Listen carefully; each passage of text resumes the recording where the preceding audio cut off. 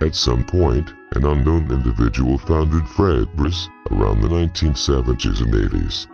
This place turned out to be a success among the youth, standing out for its two main attractions. Freddy and Spring Bonnie, two animatronics with two modes of operation. The soup mode used a technology called Spring Lock, which allowed the animatronic to function as a robot, or for a human to wear it like a costume. These suits required constant maintenance, as any failure in the spring locks could cause severe injuries, even death to the user. In addition to Freddy and Spring Bonnie, there were also other attractions, such as Puppet, a marionette that gave gifts to children. During this time, two employees, Plummy and Jeremy Fitzgerald, joined the team. Plummy was in charge of instructing people on how to use the spring lock suits without mistakes. As a headcanon, we'll give phone guy named Let's call him Steven, while Jeremy served as a security guard, supervising the place. The establishment was a massive success, attracting all the children eager to see the animatronics. One day, Sammy, the owner's son, was left outside the establishment. His friends played a cruel prank by locking him out.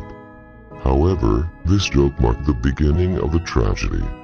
That fateful day, outside the restaurant, he crossed paths with Mike Smith, a man who had suffered throughout his life, filled with resentment and clinging to small fragments of power. He grew up feeling mistreated by a family that didn't value him, despised by neighbors, and abandoned by the world. Mike, lacking something essential, embraced bitter sadism as a core part of himself. Seeing the poor child crying alone, he seized the opportunity for superiority, deciding to end the boy's life and walk away. After the incident, the restaurant became embroiled in controversy, sparking unexpected repercussions. Nobody could believe what had happened, and over time, visits to the place dropped drastically until it finally had to close its doors. By the mid-1980s, Freddy's reopened. The new establishment housed 4 animatronics: Freddy, Bonnie, Kika, and Foxy. Jeremy worked alongside Steven as a security guard. Over time, people had forgotten the controversy in Sammy's case, but not everything was left behind. The little boy had possessed one of the attractions, Puppet. His soul, shrouded in a terrifying aura, continued haunting the place in search of vengeance. Despite being the year 1985, someone returned. Someone always returns, and so he did. Mike once again became fascinated with the feeling of killing. He felt powerful. He also noticed that every time he visited the establishment, Puppet stared at him strangely, fixing its gaze on him in an unsettling way. Mike's curiosity grew intensely, haunted by the thought that the boy had indeed possessed Puppet. Then, an idea came to him: experiment. Mike joined as a newly hired technician in the dark restaurant, secretly introducing his twisted experiment. His task centered on testing the ominous spring lock suits. One day, he decided to carry out his sinister plan by ending the lives of 5 innocent children. He took them to the safe room, a place without cameras and with limited access. Mike lured them one by one and killed them, stuffing them into the terrifying animatronic suits. In that instant, Mike became the purple guy. After the horrifying incident, the establishment fell into a harrowing investigation, with traces of mucus and a fetid stench emanating from the animatronics. Although Mike was arrested and taken to trial, he was released for lack of evidence, leaving behind a chilling shadow. The Puppet, Mike's first victim, became the link between the souls of the brutally murdered children and the earthly world. Through its intervention, it bound their souls to reality, enabling their possession and giving rise to a terrifying presence.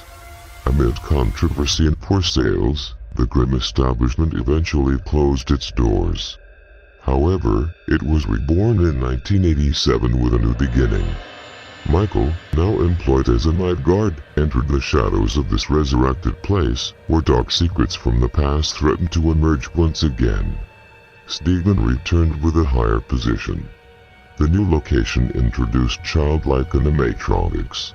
Toy Freddy, Toy Bonnie, Toy Kika, and Mangle. Puppet was also there, along with Balloon Boy. All these versions had been upgraded with facial recognition and a criminal database. Now, with this new location open, we return to Michael S. Smith. On his night shift, Michael was surprised when 5 teenagers broke into the restaurant without apparent reason. Taking advantage of the situation, Mike donned the golden Freddy suit and cruelly ended their lives, scattering their bodies throughout the establishment.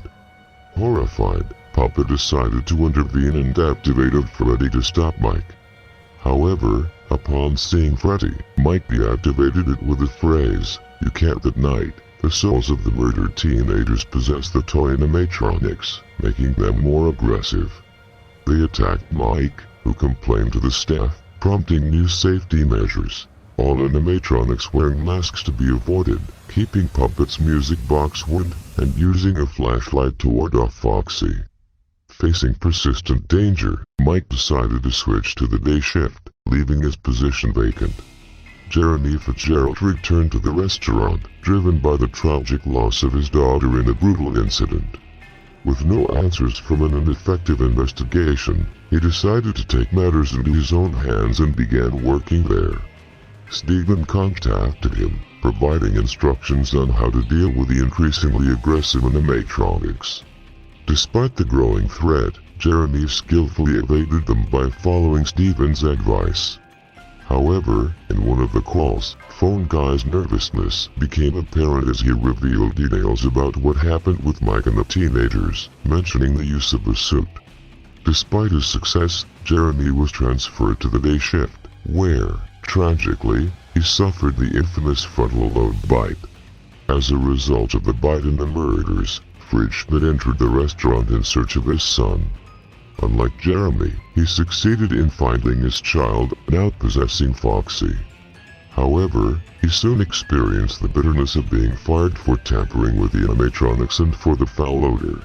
With the restaurant's closure, the toy animatronics were destroyed, but the souls of the victims remained trapped for many years.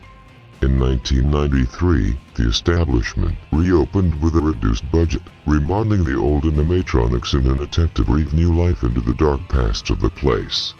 Steven returned to the restaurant during a grim period marked by a succession of dead night guards. He himself spent a long time in that role until he learned of his transfer to the day shift. Before leaving, he left messages for the next guard, aware of the lurking dangers in the dark rooms. However, on his 4th night, Steven fell victim to the animatronics. His sacrifice indirectly saved the life of the future guard, who avoided sharing the same fate Steven had met at the hands of those mechanical beings. Michael returned to the restaurant after a long time. On his first night, he heard one of Steven's calls, warning him about the danger of the animatronics. Mike was already somewhat aware of this due to his earlier experiences in '87. Surviving was only possible thanks to Steven's calls, though Mike constantly suffered hallucinations. He hallucinated about the animatronics, heard voices from the souls of his victims, saw drawings change, and posters of Freddy distort. Mike became increasingly paranoid.